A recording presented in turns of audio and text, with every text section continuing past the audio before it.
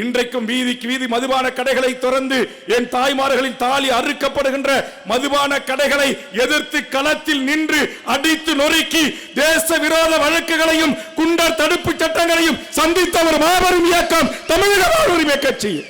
தமிழ்நாட்டில் ஒரே ஒரு கட்சி, அதனுடைய தொண்டன் லைவ போட்டுட்டு பேஸ்புக்கில் இது என் மக்களுக்கு எதிரானது, என் தாய்மார்களுக்கு எதிரானது, என் குடும்ப வருமானத்தை சுரண்டுவது, இதை மூட கோரி ஜனநாயக போராட்டங்களை நடத்திவிட்டோம், இனியும் நாங்கள் பொறுமை காக்க மாட்டோம் என்று அடித்து நொறுக்கி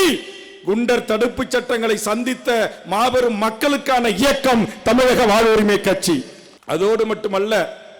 திண்டுக்கல்லுக்கு போய், திண்டுக்கல்ல எந்த குடியானவன் இருக்கிறான், எந்த வன்னியர் இருக்கிறான்,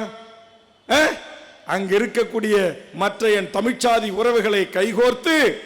என் அருமை சகோதரர்கள் ஒரு மிகப்பெரிய லட்சக்கணக்கான பாட்டிலை ஏற்றி சென்ற டாரஸ் லாரியை நடுவீதியிலே மறித்து அதில் இருக்கிற பல லட்சக்கணக்கான டாஸ்மார்க் கடைக்கு போற மதுபான பாட்டில்களை எடுத்து ரோட்ல போட்டு உடைச்சி அதை தீக்கரை ஆக்கி 8 பேர் குண்டர் தடுப்பு சட்டத்தை தமிழ்நாட்டில் சந்தித்த ஒரே இயக்கம் தமிழக வாழ்வுரிமை கட்சி.